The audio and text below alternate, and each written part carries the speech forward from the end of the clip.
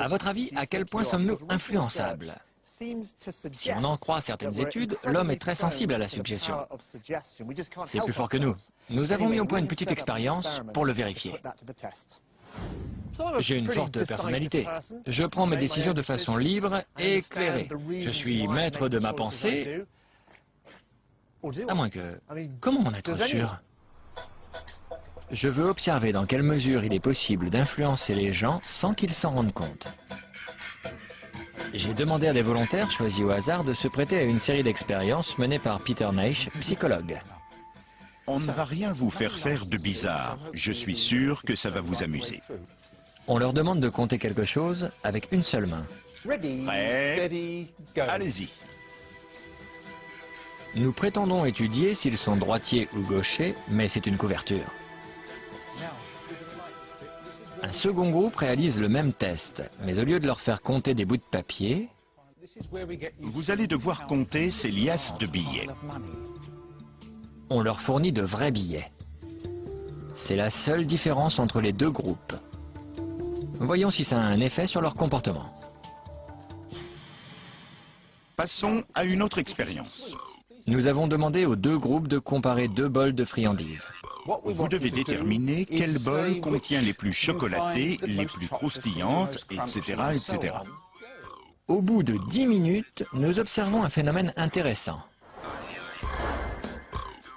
Ceux qui ont compté du papier ne mangent que la quantité nécessaire pour répondre à la question. Ceux qui ont compté les billets n'arrêtent pas de manger.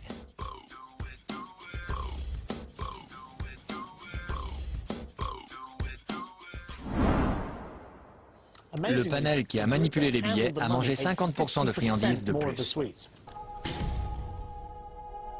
Apparemment, l'argent donne faim. C'est ce qu'on appelle l'amorçage, le fait d'influencer le comportement d'un sujet à son insu. Mais comment l'argent peut-il avoir cet effet?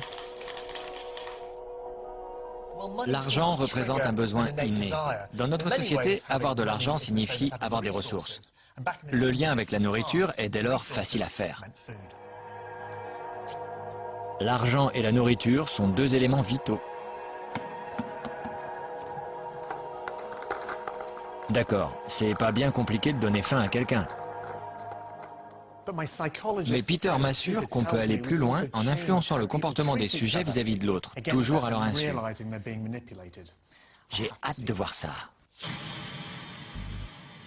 Nous commençons par renforcer l'amorce. Les deux groupes travaillent sur des mots, mais l'un d'eux a une liste qui ne se réfère qu'à l'argent. Ensuite, nous les filmons en caméra cachée. Nous demandons à un complice de faire tomber une pile de papier.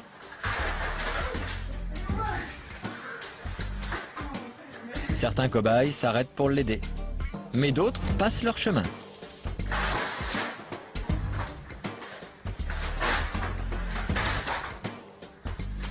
Et devinez quoi?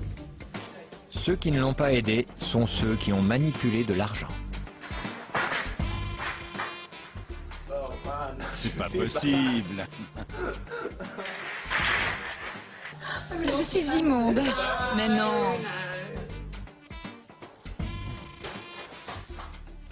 Et ça ne joue pas que sur l'entraide. Les psychologues ont étudié ce phénomène et arrivent à la conclusion que l'argent nous rend naturellement autosuffisants. Or, les personnes autosuffisantes estiment que les autres doivent l'être aussi. Nos volontaires amorcés pensaient sincèrement que notre complice n'avait pas besoin d'aide. L'argent ne fait pas que changer notre perception des autres. On peut aller encore plus loin. Pour ça, nous allons utiliser un bac rempli de glaçons.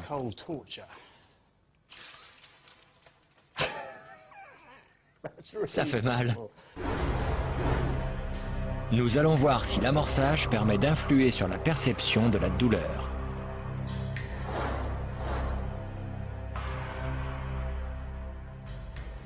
Ça picote un peu, non? Oui, ça fait mal. Vous pouvez arrêter quand vous voulez. D'accord. Incroyable!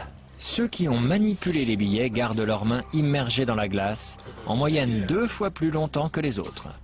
Si mon bras commence à devenir tout bleu, vous appellerez une ambulance? Promis. Les chercheurs estiment que l'effet de l'argent sur le seuil de la douleur est dû à un lien psychologique. Argent égale pouvoir, pouvoir égale résistance physique. Nous avons constaté que l'argent affectait la faim, l'entraide et la douleur. Mais tout ceci n'est peut-être qu'une coïncidence. Seulement, d'autres études mettent en avant les mêmes conclusions. Le taux de concordance est de 98,6%. On ne peut plus parler de hasard. Tout ça en appuyant sur un bouton dans notre cerveau, c'est dingue. C'est effrayant. La morale de cette histoire, c'est qu'il vaut mieux ne pas laisser certains jouer avec votre cervelle. Nous sommes tous bien plus influençables qu'on le voudrait. C'est fort. Très intéressant. Imagine un peu ce que des personnes